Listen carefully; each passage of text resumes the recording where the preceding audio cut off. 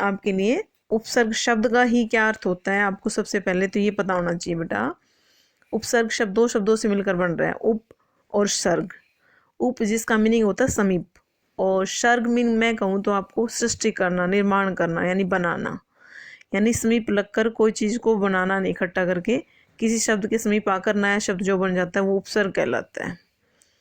तो उपसर्ग को अगर मैं परिभाषा में कहूँगी तो आगे पहले सबसे पहले आपकी इसमें जो बुक था, बुक के मैंने कुछ दिए थे नोट्स, उसमें सबसे परिभाषा थी फर्स्ट की आपकी। उपसर्ग लगाने से पहले हम शब्द को जाने तो ध्वनियों के संयोग से बनी सार्थक इकाई को शब्द कहते हैं, या हम कहते हैं वर्णों के सार्थक समूह को शब्द कहते हैं।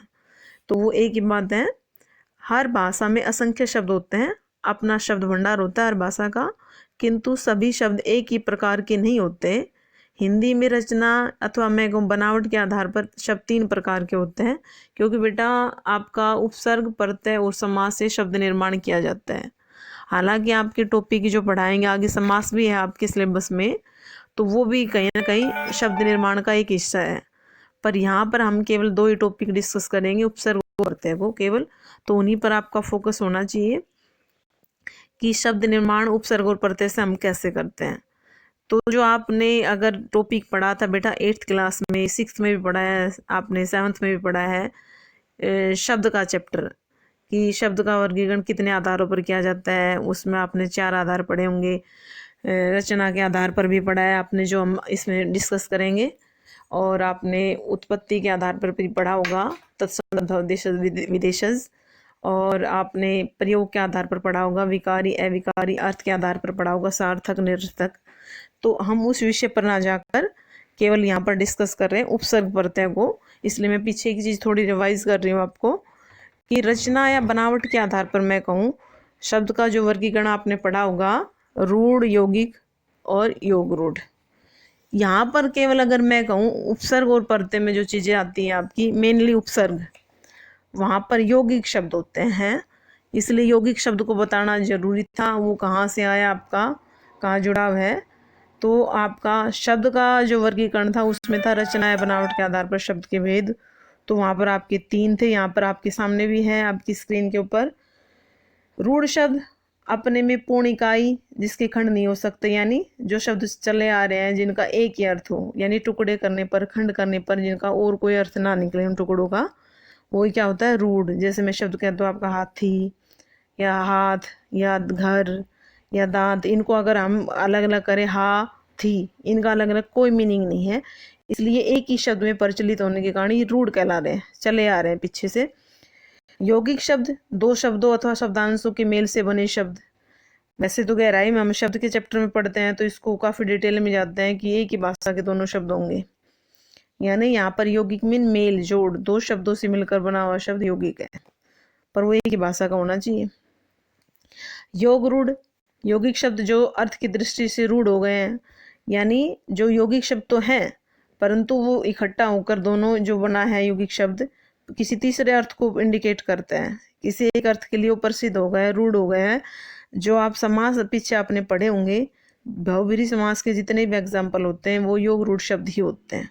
जैसे मैं आपका कह दूँ पीताम्बर, पीत प्लस अंबर, पीताम्बर, तो वहाँ पर पीताम्बर कृष्ण को बोलते हैं, या मैं कह दूँ आपका पंकज, कीचड़ में उत्पन्न होने वाला कमल को कहते हैं, तो कमल के लिए प्रसिद्ध हो गया।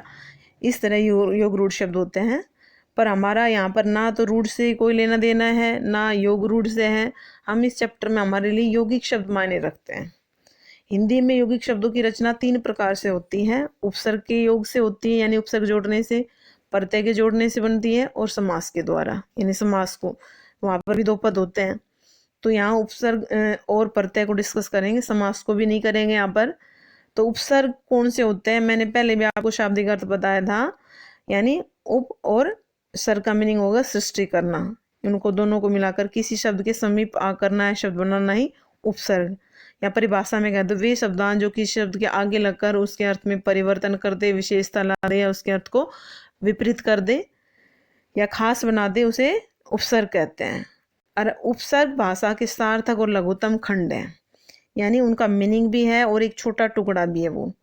इनका प्रयोग स्वतंत्र रूप से न होकर शब्द के साथ होता है, यानी अकेले उपसर्ग प्रयोग में नहीं आते बेटा, उनका अर्थ भी होता है पर वो अकेले प्रयोग नहीं होते, किसी शब्द के साथ ही लगकर वो प्रयोग में आते हैं, बेशक से उनका अर्थ निकलता हो। यहाँ एग्जाम्पल दे रखा है, बल शब्द में निर उपसर्ग लगाकर निर्बल शब्द बनता है। निर का मीनिंग अगर मैं कहूँ तो होता है बिना, रहित जिसको कहें, तो यहाँ पर इसमें कहते हैं निर्बल यानी जो बिना बल के है, मीनिंग दे रहा है, उसके साथ मिलकर अकेला निर का कोई प्रयोग होगा नहीं।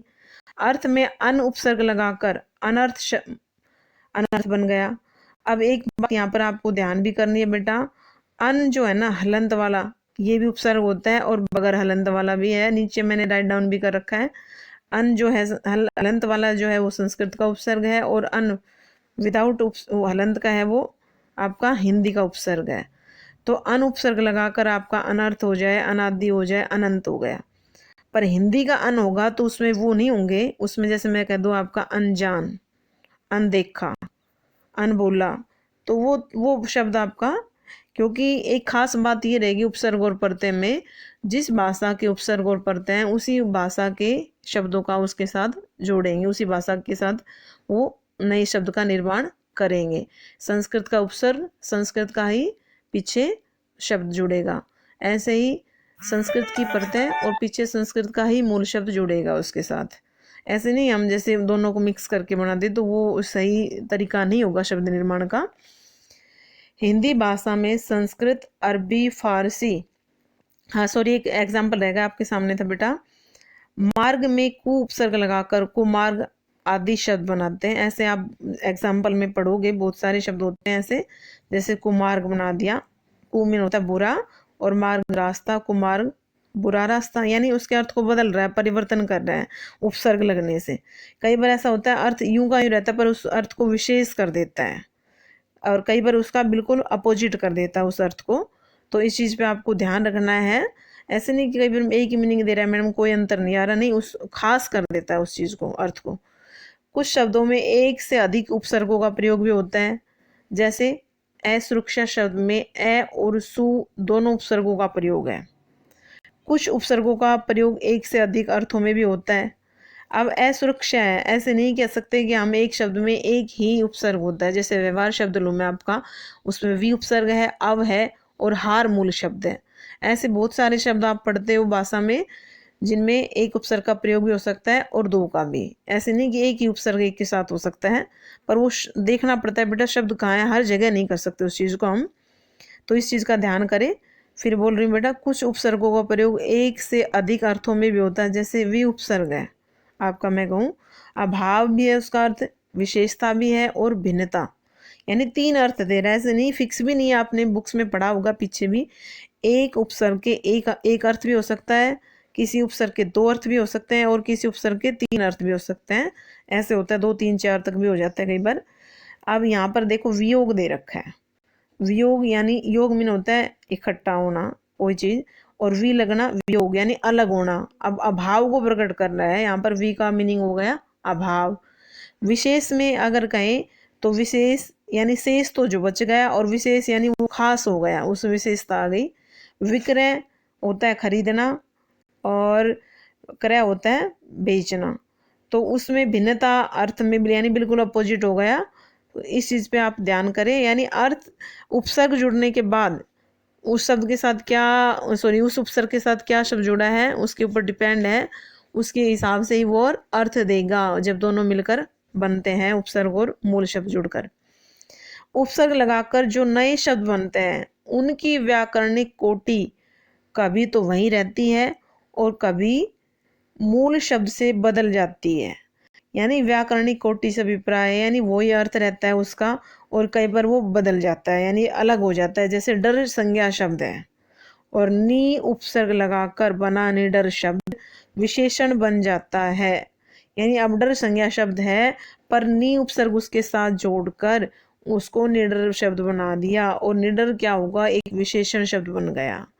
यानी ये भी फिक्स नहीं है बेटा कि संज्ञा शब्द है उपसर्ग जोड़ने से वो संज्ञा ही रहे, यानी संज्ञा को उपसर्ग लगाने से वो विशेषण का भी काम कर रहा है, तो ये उसकी व्याकरणिक कोटि भी जरूरी नहीं एक ही रहे, वो भी बदल सकती है।